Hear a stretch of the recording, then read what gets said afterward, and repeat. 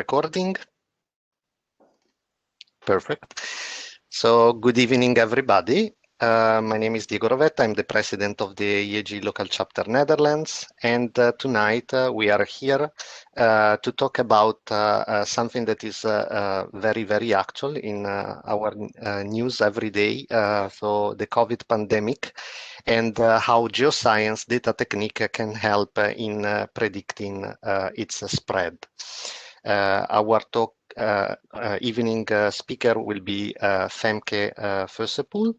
And first of all, I want to introduce a little bit this event. So as usual, I'm welcoming all the EAGE community. I will show the agenda of the day and then some house rule on how to ask a question. And then there will be the talk and then, of course, a Q&A session and discussion. As the last meetings that we host, we invited also tonight different local chapters. We have London, Paris, Oslo, and Aberdeen.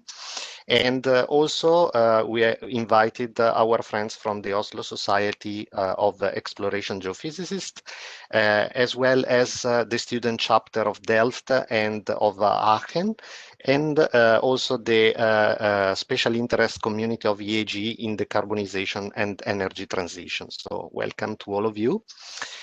For the ones that are a little bit new to EAGE and to these groups, we are all on LinkedIn, so you can join us on LinkedIn to see our activities.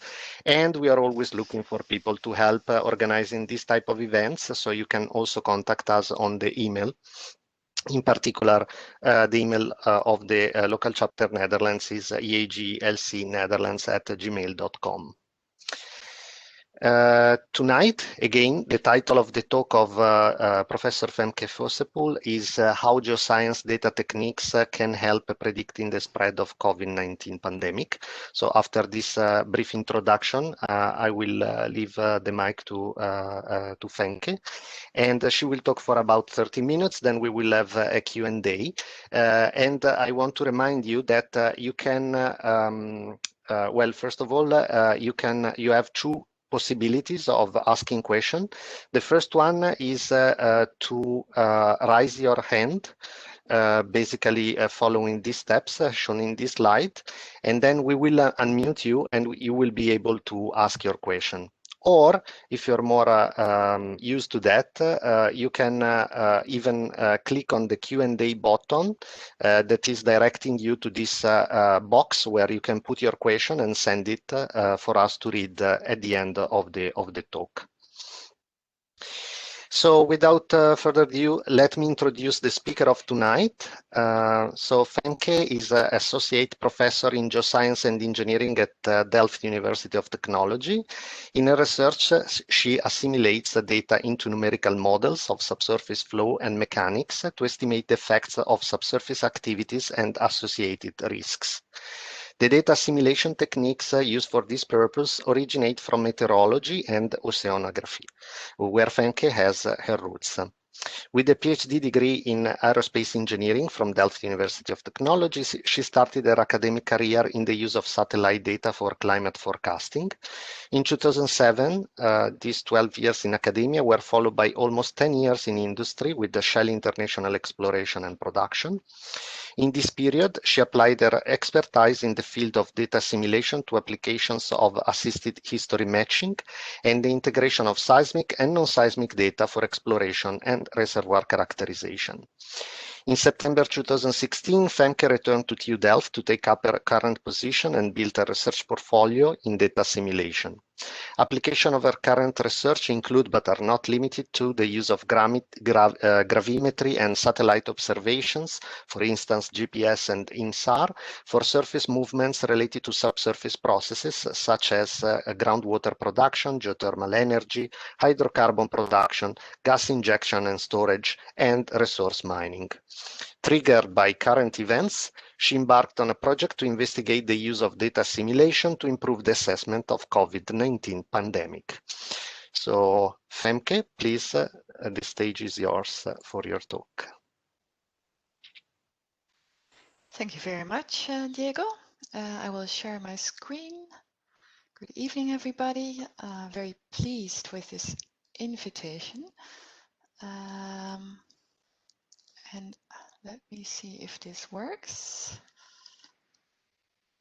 Diego, can you confirm that you see my screen? Is loading the content at the moment. Okay.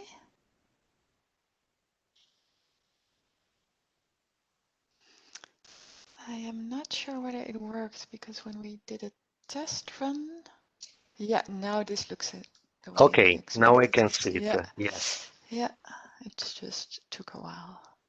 perfect. Thank you. You can go. Very good. Yeah, thanks a lot for the invitation and for your extensive introduction, Diego. And today I will describe to you the techniques that we, as I said in the introduction, originate from oceanography and weather forecasting, and how they can be applied both in the world of geosciences and in the world of epidemiology. I want to give a disclaimer. I'm by no means have a medical background, so whatever I would say about the pandemic may be completely untrue. But it's really about the technique that I want you to know. And to give you the agenda for today, I will first give you an introduction of the technique that we have been using for this pandemic estimation. It's called data assimilation, and it combines numerical models with data. I will give you some of the mathematics, the theory behind it, and some of the applications as we use it today in reservoir monitoring. I'll give you an overview of commonly used methods, and I'll then dive into the second part of my presentation, which is really about this international study on COVID-19. And I'll end up with my conclusions. As said before, data simulation originates from weather forecasting. And I'm showing you here the weather forecast of the Bilt. It's very close to where I live.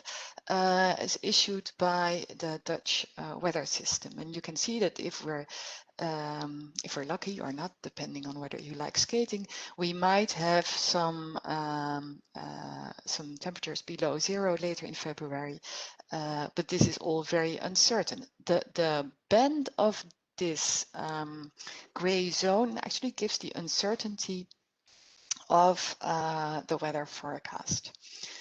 And this is what the KNMI issues on her website. But if you look a little bit further, you can get the expert version, which looks like this. And then you see that actually that gray band is composed of a lot of different simulations of weather models. And they have a high resolution weather model, and they have a lower resolution weather model, and they do a multi-model ensemble in order to give a prediction. And this exact same mechanism can also be used for predictions of flow of fluids through the subsurface, and it can also be used for predictions of dynamic systems, such as the evolution of a pandemic. So this is just meant as an introduction. Why would we do data assimilation? We do data assimilation in order to get the best possible initial conditions for our forecast. And while we're doing that, we don't only get the best initial conditions, but we can also do what we call hindcast, which is not shown in this figure. We can better estimate what has happened in the past. And I'll explain to you now how that works. Again, this is a similar plot as I showed before, but then the part that was missing because we were only looking at the forecast. But on the vertical axis, I put weather. Well, it could be anything, temperature, pressure, but as I said before, it can also be the flow rate through a well, or it can be the number of infected people, whatever you want to model. And we have a model that simulates the behavior of this dynamic system and then comes up with a forecast. At the moment that we have observations. We can compare these observations to the model, and typically this is different, but we also realize that what we observe may not be exactly the truth, because also the observations have their errors. So the model is wrong and the observations are wrong. But we're looking for something that's in between, and where in between that analysis lies really depends on what we know, our prior knowledge of the model and its errors, and our prior knowledge of the data.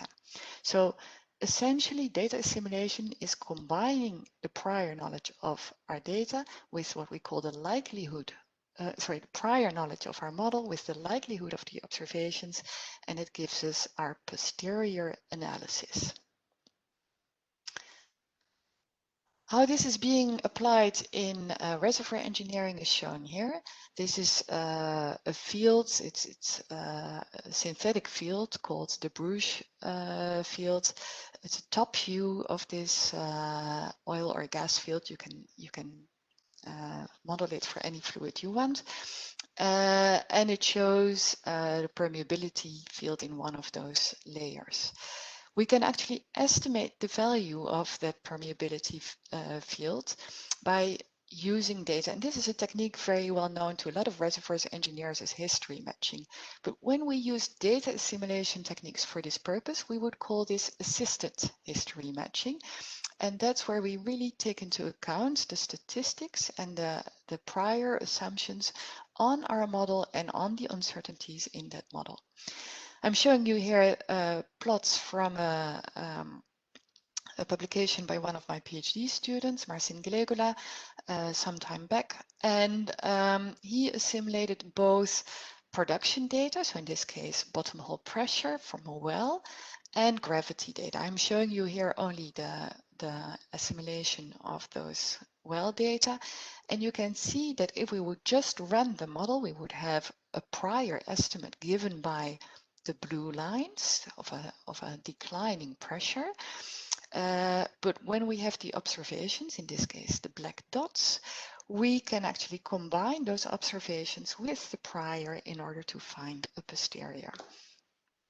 So this is how it's being used in reservoir engineering. Now, the ingredients of data assimilation are as follows, and I'm introducing this because I will go through some mathematics later on, and I want you to have a clear understanding of the different symbols. So our prior knowledge of the states is given by a stochastic model where the stochastic variable x is a deterministic function of x one time step go plus some noise. Now in some models the model is completely deterministic and we neglect this noise. We say the model is perfect, but typically in data assimilation we assume that there is an error there. Now we also have observations of the state, and it may be that those observations are exactly of the state that we model. It may also be that we observe other things in case we have to map the state to the observations, and for that we use an operator EAGE. So EAGE is typically an interpolation if it's just a matter of a point observation relating to a grid cell, but it can also be something a lot more complex and nonlinear. And then, of course, we also realize that the observation has a certain error epsilon. Now, for combining the model with the data, we use the Bayesian theorem where, and this is just a graphical representation, we say that the posterior can be seen as a product of the prior, which is formed by the model, and the observations. This is the same, but then shown in a mathematical expression. And what is nice about this is that the model can sometimes actually have a bimodal behavior. So think about two high permeability streaks in the subsurface where the flow can take two different paths. And then the data can help us to discriminate between the two different options. And we can clearly see then that one path may be more favorable than the other. So the posterior, this is what we're after, is distribution of the probability of the model realizations given the observations. And that's really what we're after, because remember that example of the weather forecasting. If we know this, we probably have the best possible description of our model behavior, which will then help us to do a better forecast. The state estimation is what is typically done in weather forecasting, and that means that we're estimating a state given the observations. Now, in reservoir engineering, this is more about estimating the parameters, because permeability is assumed to be constant, and as such we call it a parameter rather than a state variable. A state variable would be pressure or temperature or flow, but in reservoir engineering we estimate the permeability given observations of, for example, the pressure in a well. But essentially the Bayesian expression is still the same. Now, for linear systems, we can say that actually maximizing the likelihood, so really finding the peak of this posterior, is equivalent to minimizing the variance of the solution. You'll see this later on when I introduce a cost function. This is not true for nonlinear systems. So in nonlinear systems, you may want to adopt different data simulation techniques than in linear systems. But in any case, the ultimate goal of the data simulation is to find that posterior distribution of the model that agrees with the data, taking into account the uncertainties both in the model and in the data. Now, before I go on, I want to do something a little interactive. Also, just to know how mathematical my audience is today, I would like you to check which profile you think you fit most, and you can give your answer in the chat. I can see the chat here. So just type A, B, C, or D, depending on your background.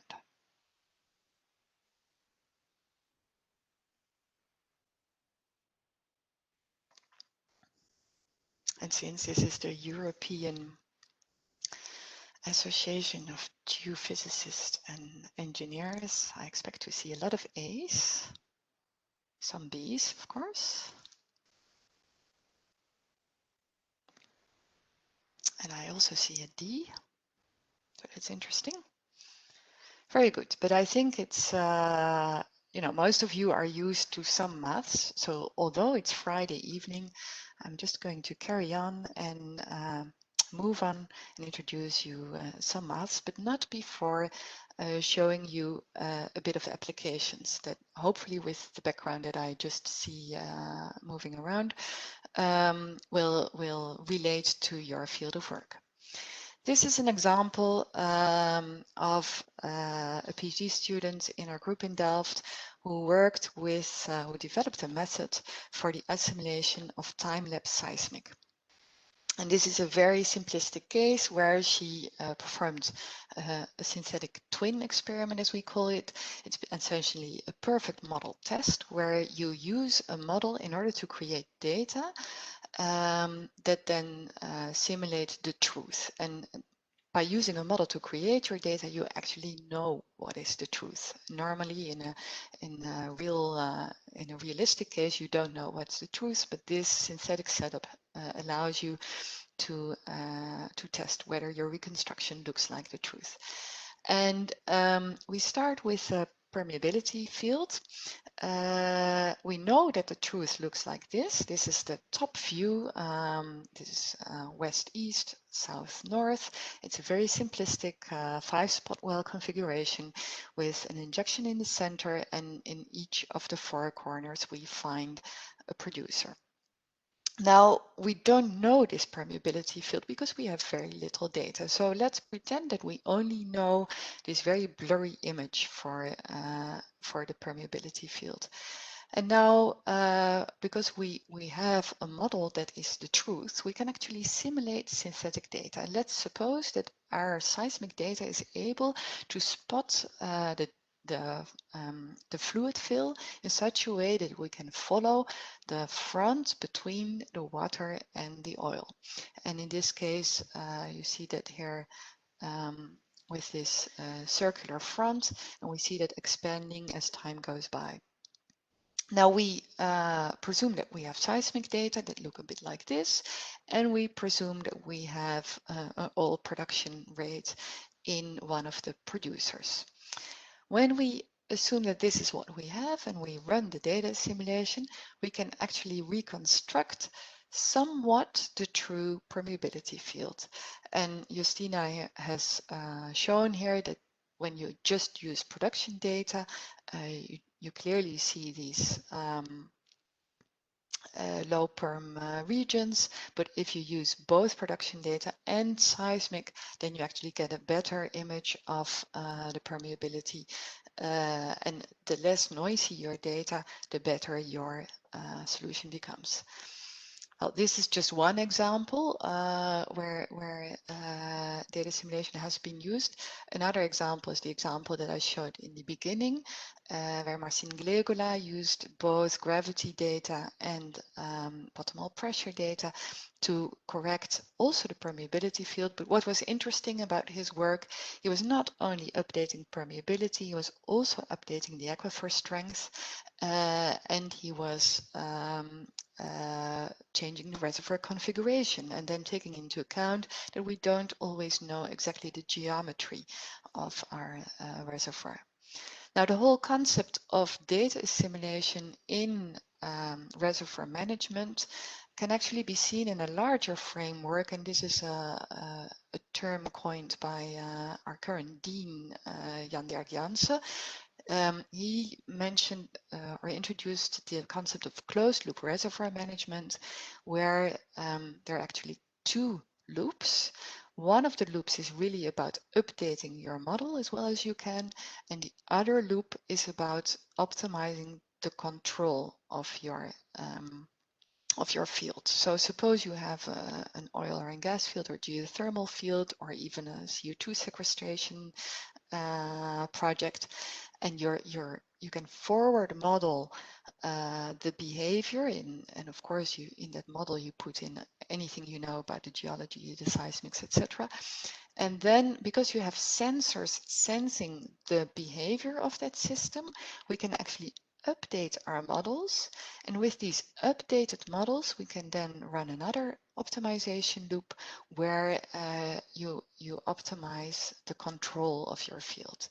And the data assimilation really fits into this red loop of this double loop system. But this is just to give you an impression of how eventually data assimilation fits into the larger context of reservoir management.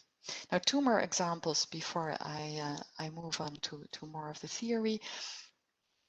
These are two of my current PhD students, and we're really focusing on the use of data assimilation for geomechanical problems. Hamed is looking at the use of data assimilation to forecast induced seismicity, and he's at present running tests with quite a simple model of a fault where we presume that we have some measure of stress at the surface, and we actually used those stress observations to derive not only the stress field at the fault, but also at the surface, but also the stress field at the fault. And this plot, I realize the font is very small, but in this part, no assimilation has taken place. And then he starts the assimilation, and you can see that because of the observations, you get a much better fit to what is the truth. Again, this is one of those synthetic twin experiments. Now, another example is where we are actually using INSAR data that give an indication of subsidence in the Groningen region to estimate the compaction coefficient of a very simplistic reservoir. And that's the work of Samantha Kim. Both of them are working in a DeepNL program, which is really about the effects of subsurface use on the surface and getting more knowledge about that. But this is also a project where data simulation is very instrumental. Now, coming back to the method. So you've seen in all those cases that we have models and we have data, and it's clear to you that the sources of the uncertainties typically come both from the model and from the data, but we don't really know the truth. So we need the mathematics here. I'm discriminating in the overview of approaches between what is commonly used in assisted history matching and what is also used in other geoscience fields. And then I mean in oceanography, meteorology, hydrology, and other fields.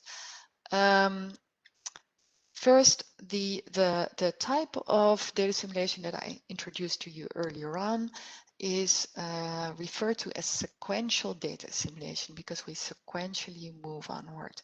And you'll see later on that when we talk about 4D VAR, it's not sequential, but it's actually more of a smoother. So those are the two flavors of data simulation, are either sequential or smoothing. But starting with the sequential filter, the solution that we're seeking can be seen as the minimization of a cost function. And those of you familiar with geophysical data inversion will recognize the shape of this cost function, where you basically minimize the difference of your estimate compared to a prior estimate, and you minimize, remember why were the observations, you minimize the difference between the mapping of the model to your observations with the observations. And in both terms, we recognize a covariance matrix. In one case, the covariance matrix of your observations. In the other case, the covariance matrix of your model. So this can be seen as a weighting between the two factors. And if you think about that plot that I showed before, this is really telling you how much the distance between from your analysis from your model is and how much the distance from your observations is. Now, if we know that this is our cost function and we have prior assumptions on all of these values, then we can actually compute or you can use the gradient of this cost function, and we can simply set the gradient of this cost function to 0. We then have an implicit form for our solution, and we then, in order to solve this, we linearize this operator H around our prior estimate of the state or of our parameter. And that means we also have something called the adjoint, which is then the gradient of this operator. Now, by using this, Kalman in the 1960s developed the Kalman filter, which actually describes a certain variable as our first guess estimate plus, and I see there's a plus, this plus shouldn't be there, plus a Kalman gain. This product of matrices is called a Kalman gain times, so this is not a plus, but should be a times the difference between the observations and the mapping of our model field to the observations. And the variance, so the CXX is then continuously being updated after every update of our state. This filter has been applied for the Apollo mission to the moon, and this is a bit of a cartoon image where you see that the Apollo rocket was following a certain path.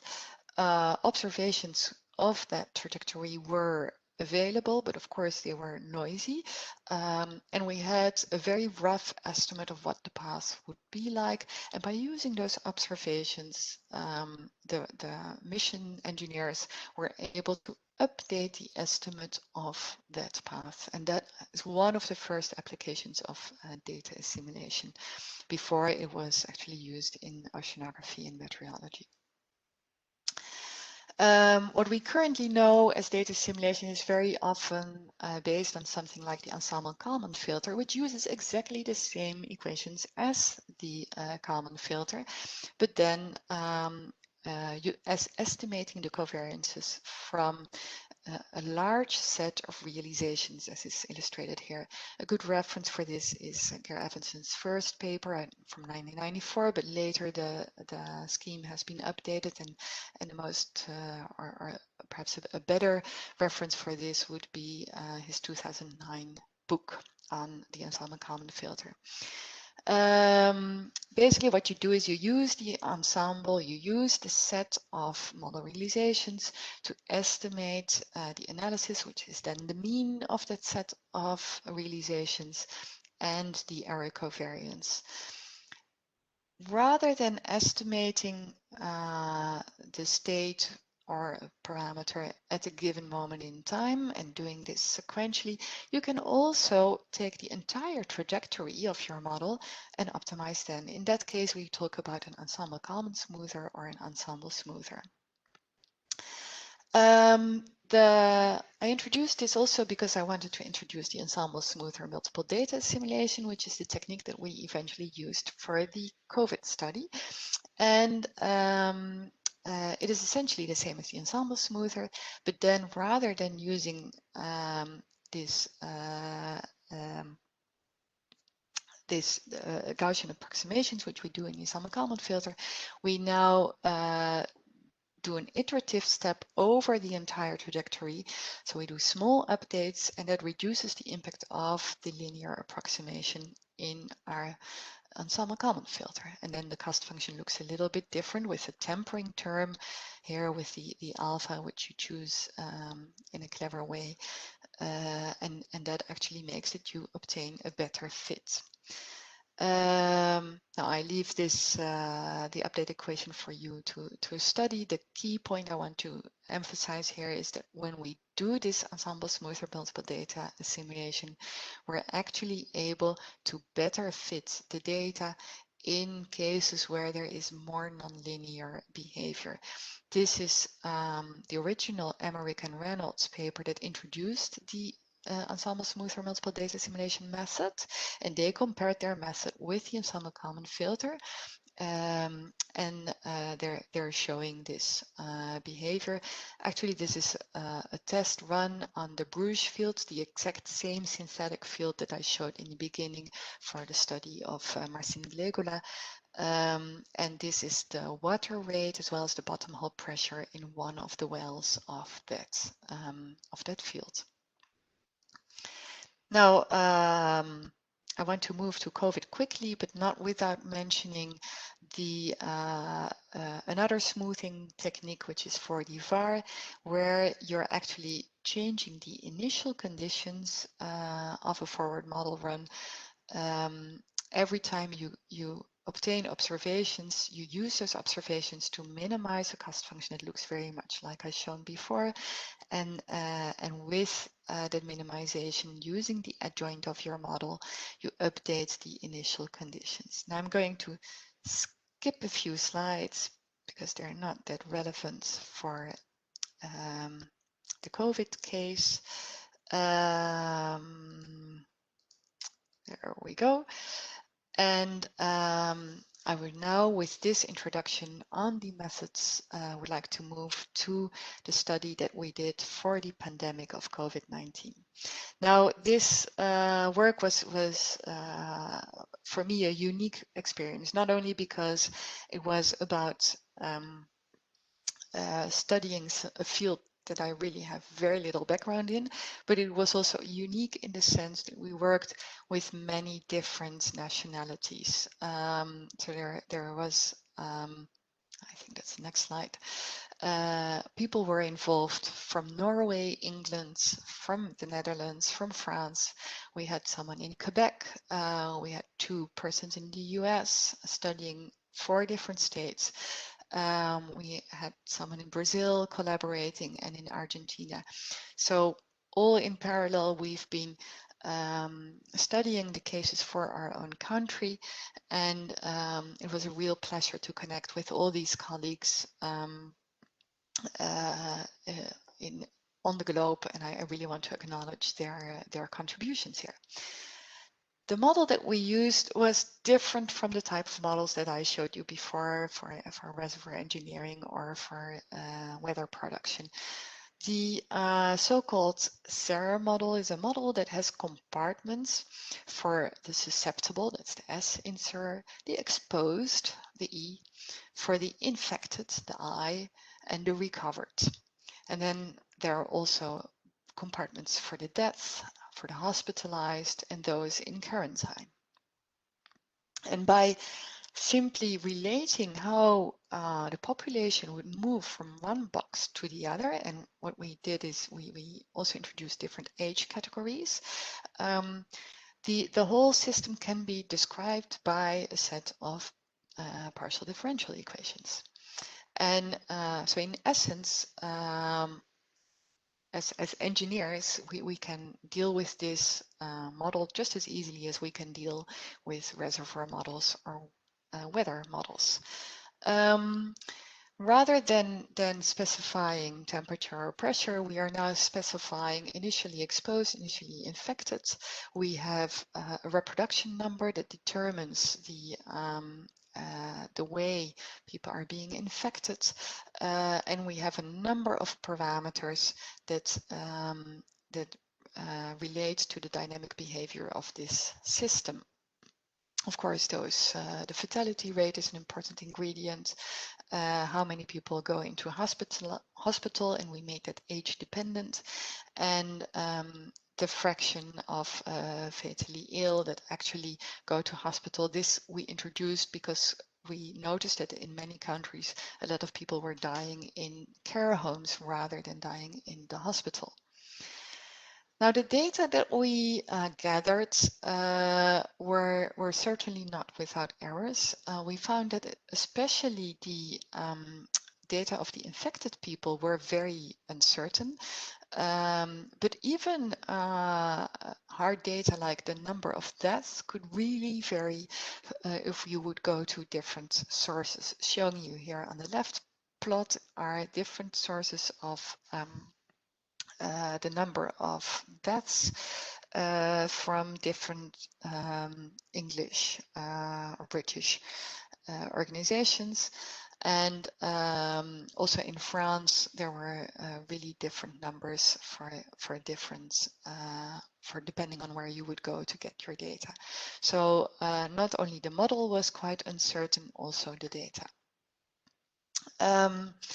What was also important is how we would choose our prior reproduction factor. And I think you all by now know what the reproduction factor works like. So if you have one person who is sick, the reproduction person or is infected, doesn't have to have symptoms. The reproduction number gives you an indication of how many people this infected person can infect.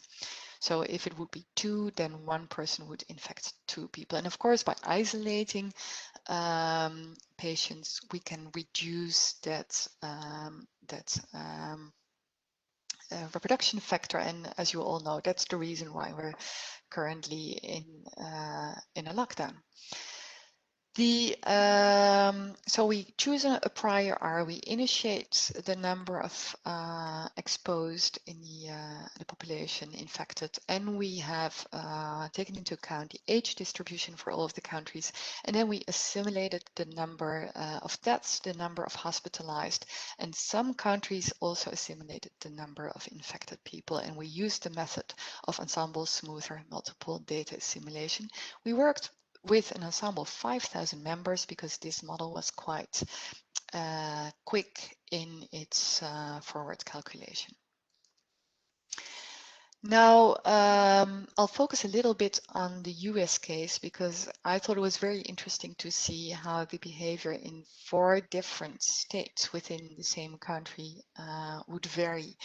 And one of the things that my US colleagues have looked into is they gathered information on the mobility as a function of time. And what is striking here is that in New York, where the cases were really severe, the drop in mobility was enormous. So people really were shocked by what happened in their state, and they started to move around a lot less.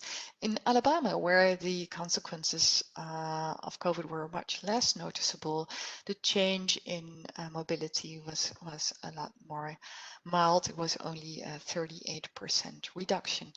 And then the other states, North Carolina and California, are a bit in between, where California also had quite a severe cut down in mobility.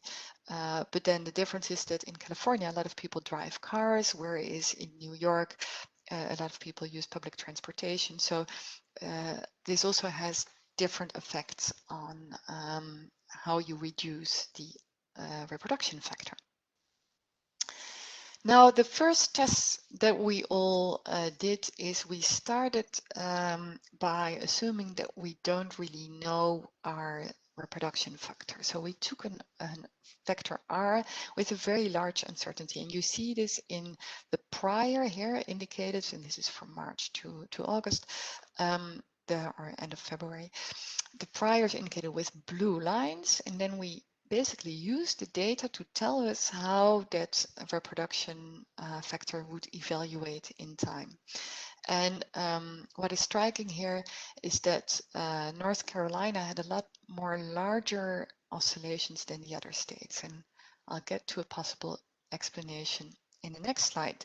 Because what we did here is we assumed that we would know the reproduction factor a little bit better. So based on what we saw here, we figured out, well, it has to start somewhere high, probably around 4, and then we let it drop. And we did so for all of the states, choosing a slightly higher prior R for New York, because we were taking into account the fact that people there live quite close to each other. And then we see a very strong drop in New York, really the strongest effect of that lockdown, and that can be explained partly by the reduction in mobility, but we would also still see some relatively high R in North Carolina. And one hypothesis is that some people from New York actually moved to North Carolina, where they have their second homes, and then decided to have their lockdown there. Well, that's of course a hypothesis, and we didn't really have the data to check this. Yeah, moving on,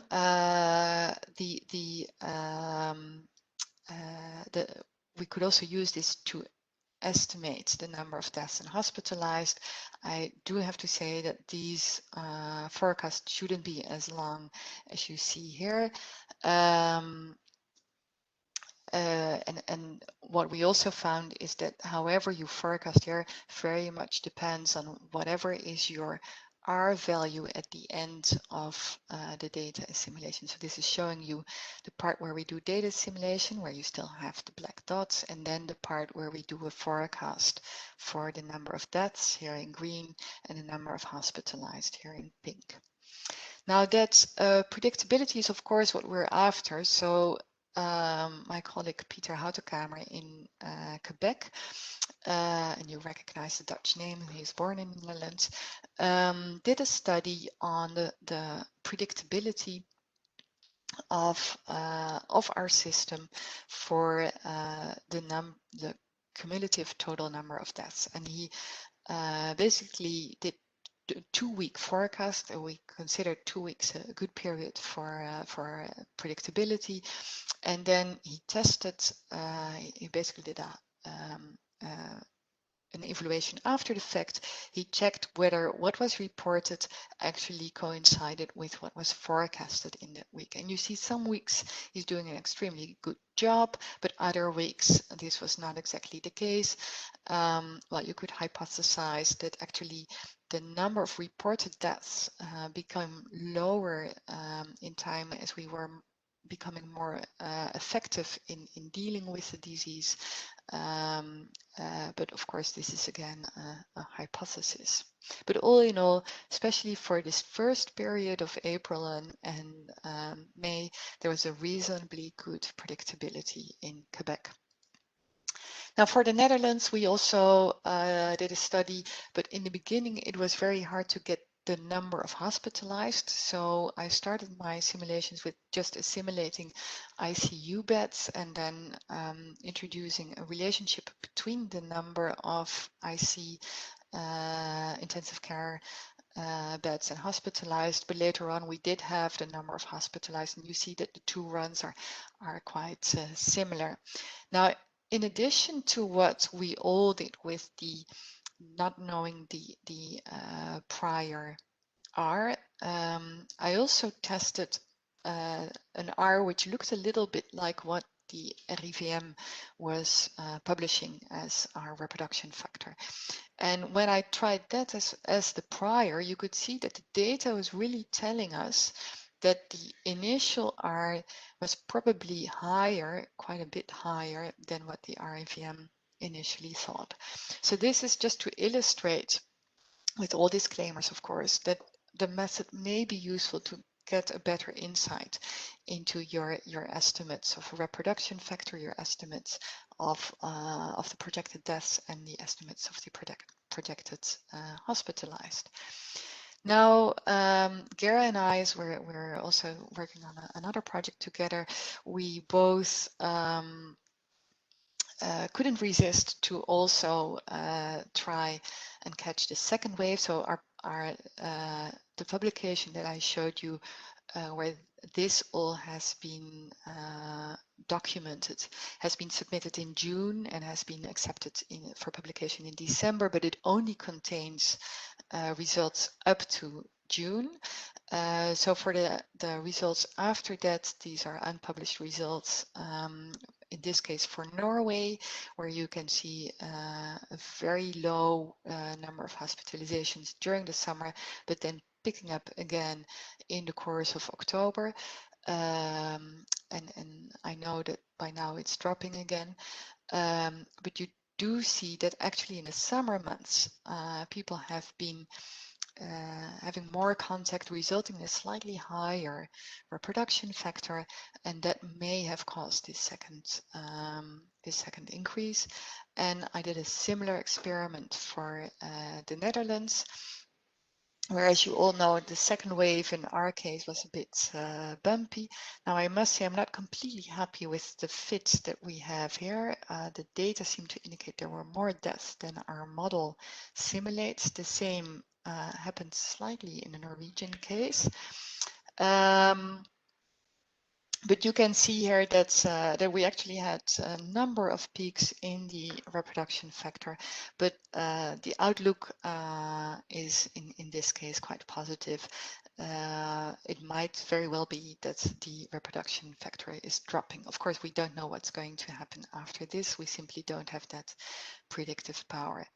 Well, all in all, I don't want to make any firm statements about the evolution of the pandemic in the Netherlands or elsewhere, but I do think this study illustrates how data assimilation, a technique from the geosciences, can be used for the study of the COVID-19 pandemic. We showed how it can be used to monitor the reproduction factor. We showed that we do have quite some uncertainties in the data, but we did find some significant forecast skill, especially in the period where people were really in lockdown and there were no complicated factors such as people moving around. Now, what's next? If we pick up this study further, I'm almost done, Diego. We are evaluating the forecast and hindcast for the second wave. We were thinking of adding a time dependency, but then it would be really interesting to also include the effect of travel. And actually what might be very interesting is to introduce the effect of variants. So we have the Brazilian and the South African and the UK variant, which seem to have different parameters for their evolution. And we might evaluate the effects of difference of the vaccination. Now, the takeaway message can be summarized in 3 items. Data simulation is a very mathematical, robust way to combine data and model has been applied successfully in oceanography, meteorology, petroleum engineering, and in other fields of geosciences. And we have shown here that it can be applied to the COVID pandemic, where we really need to study some of the other effects. And this is where I'd like to thank you for your attention. And I would like to welcome any questions. Thank you, Femke. Really interesting presentation and very informative from the theory to the application. So I really enjoyed. Let me see. I would like to see if anybody from the audience has question. So for the attendees, please raise your hand if you want to ask something to Femke.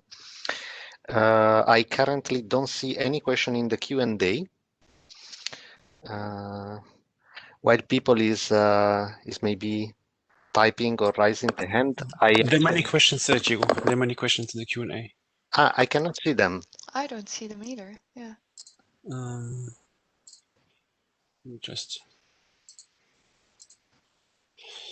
I don't see them, Hannes, so you have to read them for me.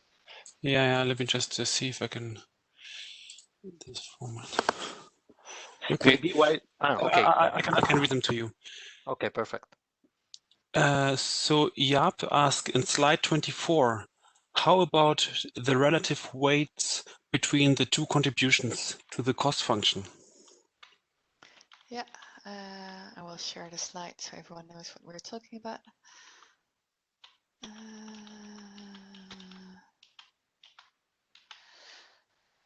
And good to see a former colleague, Jaap. Good to see you again.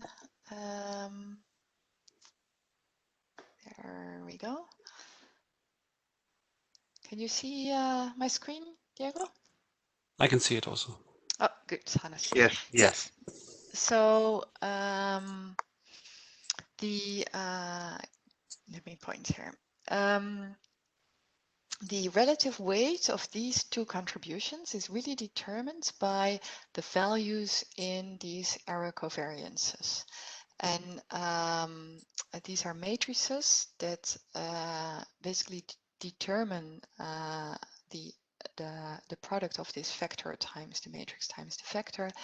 And suppose you would want to artificially put more weight on your model than on your data, you can actually put a multiplication factor in this matrix. But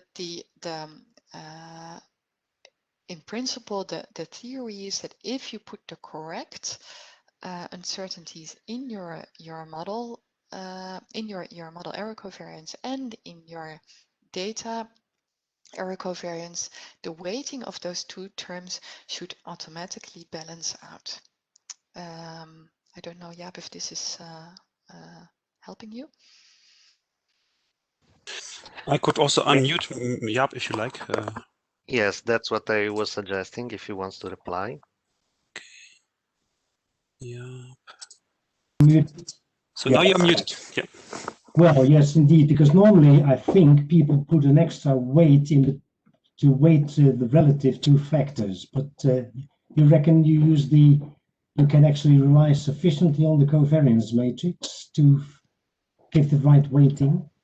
Yeah, so that's where especially those ensemble methods come in very helpful, because by running ensembles and then by varying the initial conditions or the parameters or adding noise to your state variables, you can actually mimic the uncertainty in your model. Now, typically, and that's where I do understand that people actually apply certain factors here.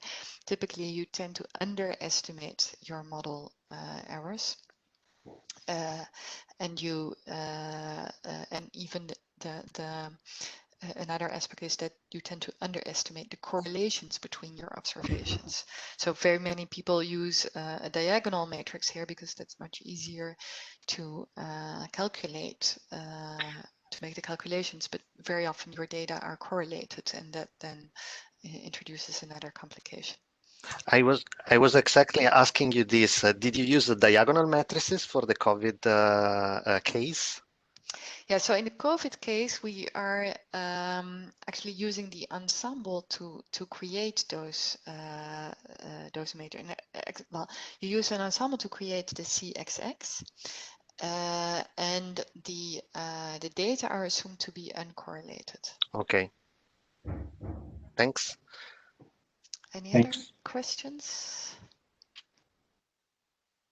Yes, let me read the next question.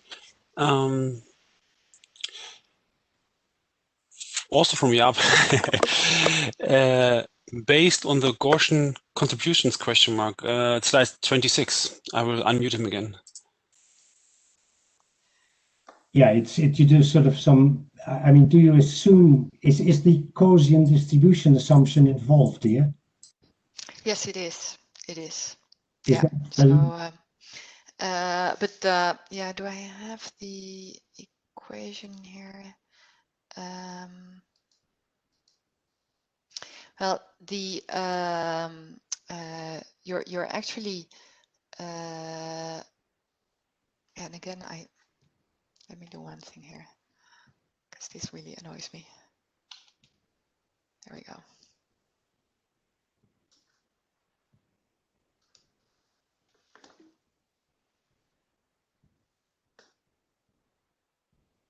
The and now now we're on the same slide. The Gaussian assumption is used in this Kalman gain, and you're linearizing here. It's used when you linearize the EAGE. The nonlinear part still happens here in your forwards mapping. okay? Thanks. Jaap, I think all the questions are from you anyway, so I'll leave you unmuted. You asked 2 more questions, like why using quasi-Newton, and you said like how far are the COVID-19 results dependent on the model, which is probably very uncertain, or am I wrong? The first quasi-Newton is in the case of 40 right? Yeah. Yeah, our conjugate gradient. In this case, you create the gradient of the cost function, and then well, that's also in the filter case. But here you want to then iteratively find that minimum, and to do that you use a quasi-Newton. Well, why? Because that's an effective way to do this. In the ensemble smoother multiple data simulation, you're essentially using a Gauss-Newton approach. But why? Yeah, this is just the way it works. Because it works. That's probably the best. Yeah. Best how about the danger of running into a local minimum instead of? Oh, that's a very actual danger. Yeah, and that's actually what's happening a lot, especially with 40 But then you could also reason that all the different local minima may be equally likely. So that's but it especially becomes a problem when you're missing out some of the important dynamics. And this is again where and that's the part I skipped, but this is where really nonlinear methods, more Monte Carlo type methods, can be really helpful. Yeah, because that reminds me then about sort of machine learning methods which do not rely too much on linearizing the relationships. Yeah, but then my personal I say my reluctancy to use machine learning is that becomes then completely black box, and you whereas we do know about the physics, and we do know about the temporal behavior of our systems. So in a machine learning approach, you're you're throwing out all of that information. I do think there is a lot to be learned and to be used from machine learning, and we can. I think the ultimate answer will be a hybrid approach where you actually speed up a lot of the complex forward modeling by using machine learning, but then you still try to find a way to incorporate whatever you know about the systems.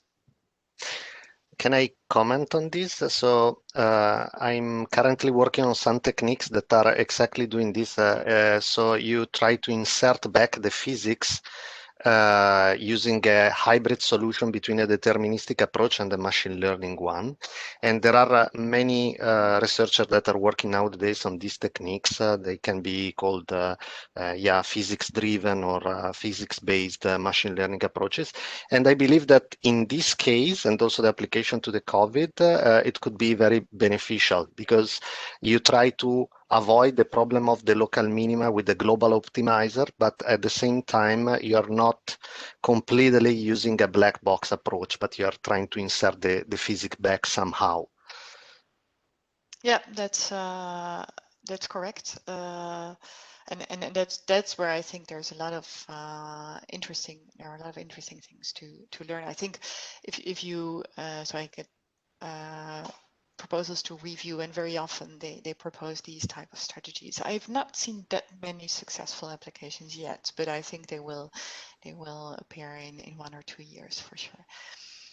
Yeah, I have no real experience myself. I can imagine there are two ways of including the physics. One is that you put the equations into the loss function, and the other one is that you train your algorithm on data that you have simulated using physics. Yeah.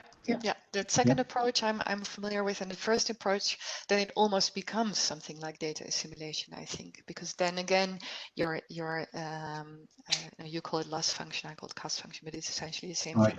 You put your prior in there, and that's then you're essentially back to our formulation that I introduced here. Yeah. I mean, my last question then, if I may, is that right, Diego? Yeah, of course. Go ahead. Yes. I'm not too sure about what is now the forward modeling in the COVID-19 approach. Are you sure of that particular model, or is that very uncertain? It is uncertain, but it's used quite a lot, and especially in the case where where people are not traveling too much, it is actually quite valid. It describes the behavior quite well. The point is that so this could work for a population that stays as one population. At the moment that the population is going to mix with other populations, then some of the parameters determining the behavior here may vary as well. Yeah, I see there is uncertainty in the model, but I didn't realize the uncertainty you had in your data. That seemed enormous, to my surprise. Yeah. No, and that's also and that's when so I've been playing around with different parameter choices to get a better fit, at least to the Dutch data, but then seeing the differences for the different sources in the UK and in France made me realize that perhaps it's not that important to have a perfect fit. And the as an example there, I can tell you that the number of hospitalized is those are data that cannot be downloaded from a site. So what I do is I read them from a graph, and I enter them manually, and they change actually from day to day. So and that's also the NICE, so the Netherlands Intensive Care Stichting. Well, intensive care. I don't know exactly that, but the abbreviation is NICE or NICE.